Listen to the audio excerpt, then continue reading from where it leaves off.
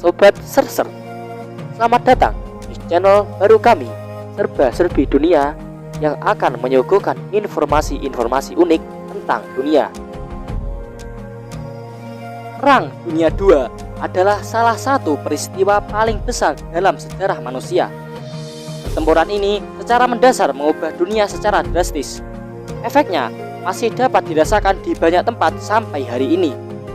Selain itu, Perang Dunia II juga bisa dibilang sebagai perang yang paling banyak dibicarakan, karena banyak masyarakat di negara-negara yang terlibat dan terdapat pertempuran masih membahas tentang mitos di baliknya. Bahkan, walaupun sudah lebih dari 7 dekade sejak Perang Dunia II dinyatakan berakhir, sejumlah mitos masih hidup di tengah masyarakat dunia. Dalam video kali ini, kami akan membahas 5 mitos Perang Dunia Kedua yang masih ramai dibicarakan oleh masyarakat dunia. Apa sajakah itu? Simak terus videonya.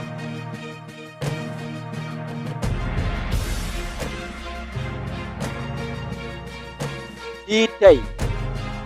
Invasi Normandia yang biasa dikenal sebagai D-Day lalu dikenang sebagai Amerika Serikat yang memukul mundur Jerman.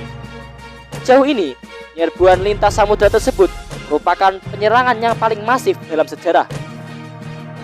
Penyerangan itu adalah operasi besar-besaran yang bertujuan mengambil sebagian wilayah Eropa yang diduduki Nazi dan secara luas dianggap sebagai titik balik perang.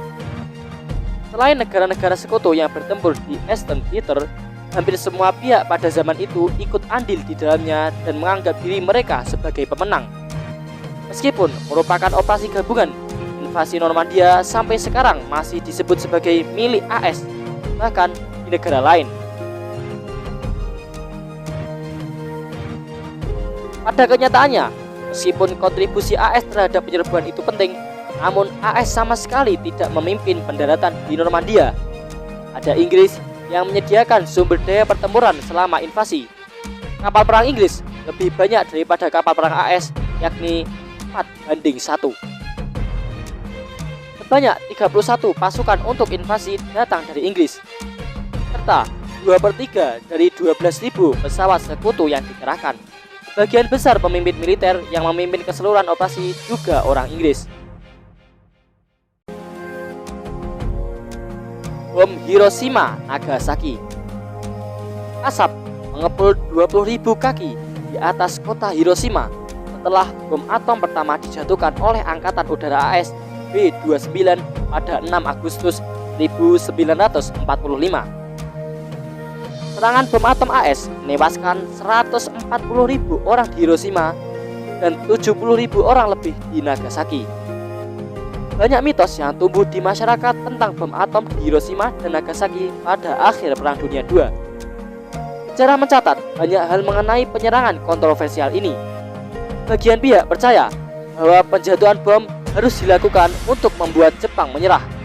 Namun, beberapa sejarawan berpendapat penggunaan bom semacam itu adalah pembunuhan yang berlebihan. Terlepas dari ambiguitas historis mengenai apakah bom itu dibutuhkan atau tidak, peristiwa di Hiroshima dan Nagasaki juga merupakan awal dari era baru senjata nuklir, sesuatu yang mempengaruhi politik global hingga hari ini.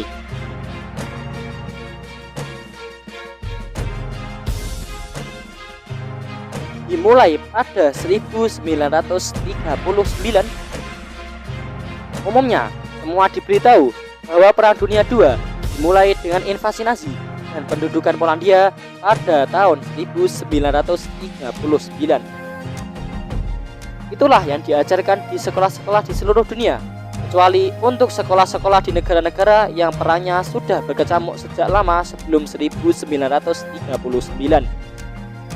Namun, beberapa sejarawan mengatakan bahwa menempatkan permulaan perang sekitar tahun 1939 adalah pandangan yang agak Eropa sentris. Pada kenyataannya, banyak konflik lain yang dianggap sebagai bagian dari Perang Dunia II yang dimulai jauh lebih awal dari 1939. Akan tetapi, itu semua bergantung pada ahli yang Anda tanyakan.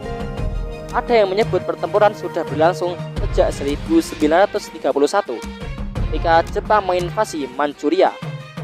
Ada pula yang mengatakan Perang Dunia II berlangsung pada 1937. ketika Italia menginvasi Ethiopia.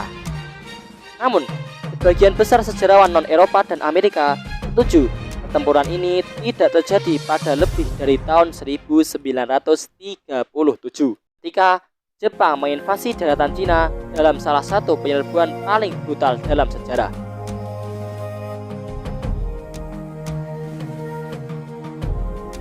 Jumlah korban Holocaust. Holocaust adalah bagian paling mengerikan dari Perang Dunia II. Pembunuhan sistematis terhadap 6 juta orang Yahudi di seluruh wilayah yang dikuasai Nazi membuat dunia tercengang ketika perang berakhir. Akibat dari genosida tersebut, banyak resolusi internasional dibentuk yang menjanjikan bahwa tragedi semacam itu tidak akan pernah terulang lagi di masa-masa pasca perang.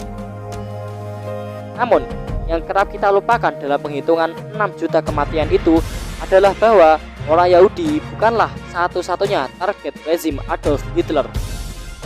Kem-kem konsentrasi adalah bangunan yang agak inklusif, menampung berbagai macam orang yang tidak disukai Nazi.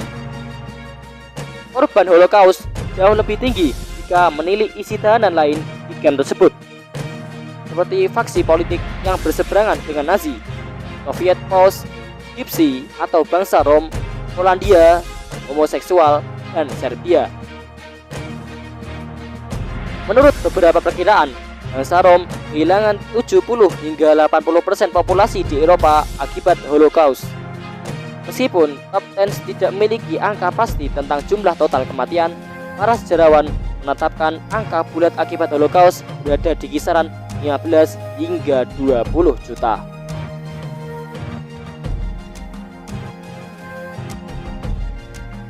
Kavaleri Polandia. Salah satu kisah yang paling sering diulang dari Perang Dunia II adalah tentang pasukan berkuda Polandia di Panzerkaserne. Kavaleri itu disebut-sebut sebagai kavaleri terakhir dalam sejarah militer dan bukti umum tentang keunggulan pasukan berkuda Polandia. Namun, keberadaan kavaleri Polandia disebut tidak pernah benar-benar eksis. Bahkan, jika mereka dikenal sebagai salah satu pasukan berkuda terbaik di dunia. Mitos mengenai kavaleri Polandia konon disebarkan oleh Nazi dalam upaya untuk menggambarkan Polandia sebagai pejuang yang buruk, jauh dari keberanian dan kegagahan. Di satu sisi, perlawanan Polandia memainkan peran besar dalam emansipasi banyak daerah yang dikuasai Nazi di seluruh Eropa.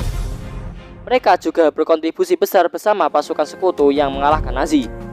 Meskipun keikutsertaan mereka ini terlupakan.